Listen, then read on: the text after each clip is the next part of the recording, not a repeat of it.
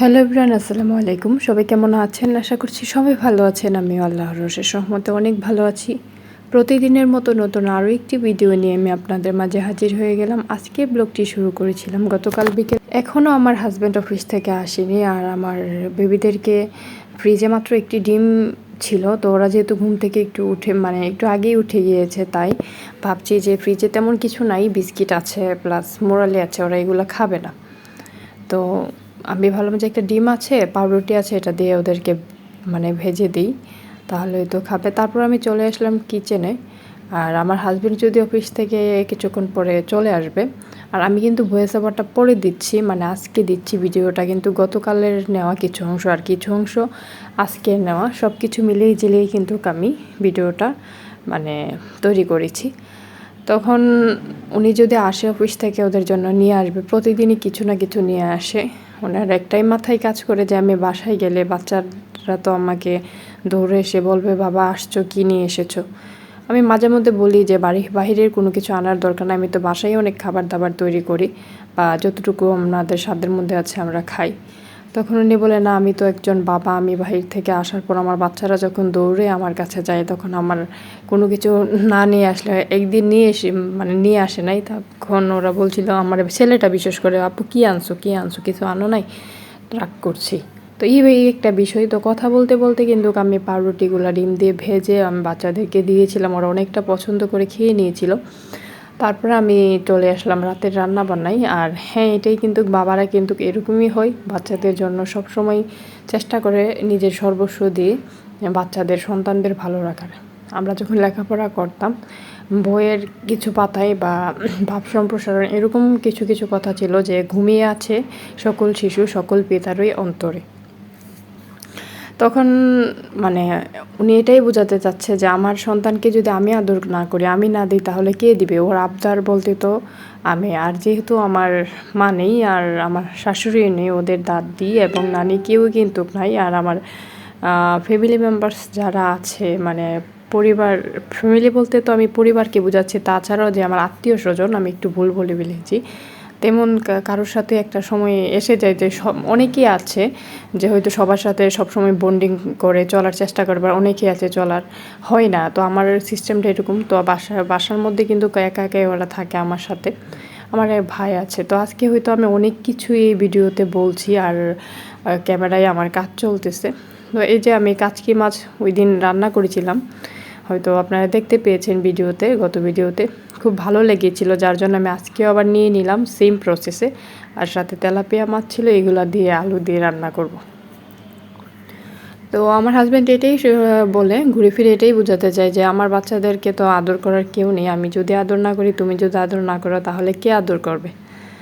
তখন আমি মাঝে মধ্যে চিন্তা করি যে, বাহিরের জিনিসগুলো তো বাচ্চাদেরকে দেওয়া ঠিক না।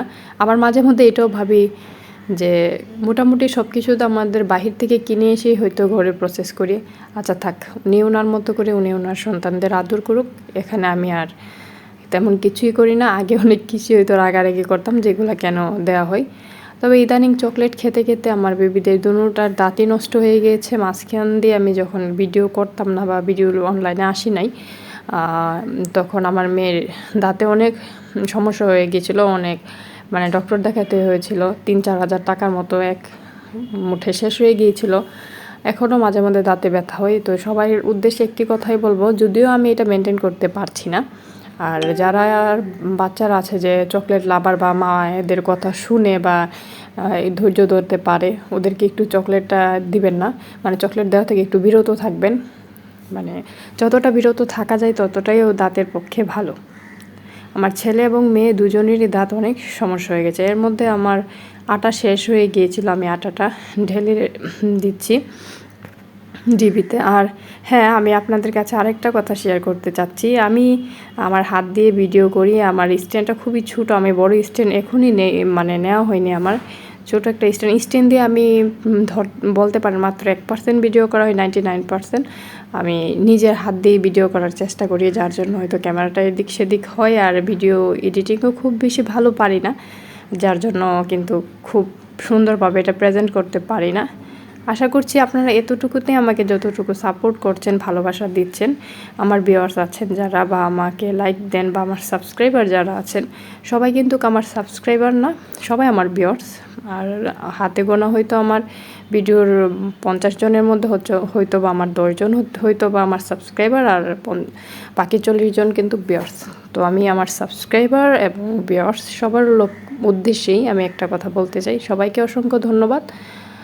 আপনি আমাকে সাবস্ক্রাইব করেন আর না করেন, আপনি তো আমার ভিডিও দেখছেন, এটাও আমার জন্য অনেক উপকারী। তবে হ্যাঁ, সাবস্ক্রাইব না করলেও যদি আমার ভিডিও পরবর্তীতে দেখতে চান বা আমার ভিডিও আপনার কাছে ভালো লাগে, সাবস্ক্রাইব যদি নাও করেন একটি লাইক কিন্তু দিতে পারেন, তাহলে কিন্তু মানে আমার চ্যানেলটা একটু গ্রো করবে। আপনাদের একটি লাইক আমার খুবই প্রয়োজন। আর হ্যাঁ, আমি কথা বলতে বলতে হয়তো একটু কথাটা এদিক সেদিক হয়ে যাচ্ছে, গুছিয়ে প্রেজেন্ট করতে পারছি না, এতে কেউ কিছু মনে নেবেন না, সবাই ক্ষমা সুন্দর দৃষ্টিতে দেখবেন। আর যারা আমাকে সাপোর্ট করছেন সবার জন্য মনের অন্তঃস্থ থেকে দোয়া রইল। তো দেখতে দেখতে কথা বলতে বলতে রান্নার কাজগুলো গুছিয়ে এসে বেবিদেরকে পড়তে বসিয়ে দিলাম। তো আমার মেয়ের টেবিল নিয়ে আমার ছেলে পড়তে ব্যস্ত, আমি পড়তে বসবো এই দেখেন, তখন আমার মেয়ে অন্য টেবিলে চলে গেল ওর টেবিল রেখে।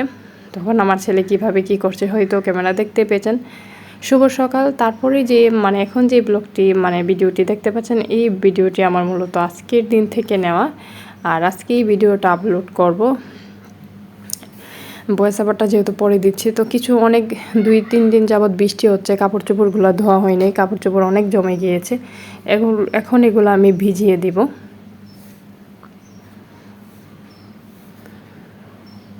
আর হ্যাঁ,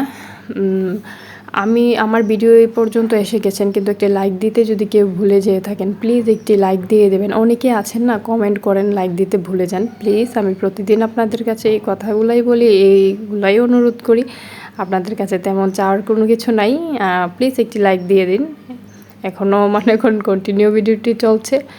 আর আমার চ্যানেলে ভিডিও যদি পরবর্তীতে দেখতে চান, তাহলে আমার চ্যানেলটি সাবস্ক্রাইব করে পাশে থাকা বেল অল অপশনে ক্লিক করে রাখতে পারেন। এতে করে আমি যখনই ভিডিও দেবো আপনার মোবাইলে নোটিফিকেশন চলে যাবে। এটা আমি জানি, সবাই জানেন, তারপরেও বলে দাও।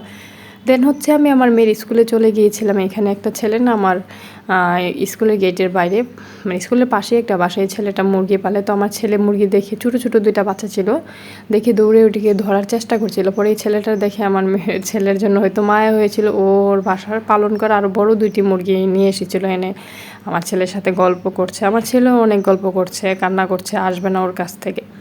কিছুক্ষণ পর স্কুল ছুটি হয়ে যাবে, যদিও ও কিন্তু করে 2টা মুরগা ছিল, 2টাই নিয়ে এসেছে। আর পিছনে যে লোকগুলোকে দেখতে পাচ্ছেন, ওরা কিন্তু বারবার বলছিল সেল দিবে কেন। দেন দেখতে দেখতে বাসায় চলে আসলাম, আর বিকেল হয়ে গিয়েছিল। তো আমার হাজব্যান্ড এটা নিয়ে এসেছিলো আর কি। কথা বলতে বলতে ভিডিও শেষ পর্যায়ে এসে গেছি। সবাই ভালো থাকবেন, আল্লাহ হাফেজ।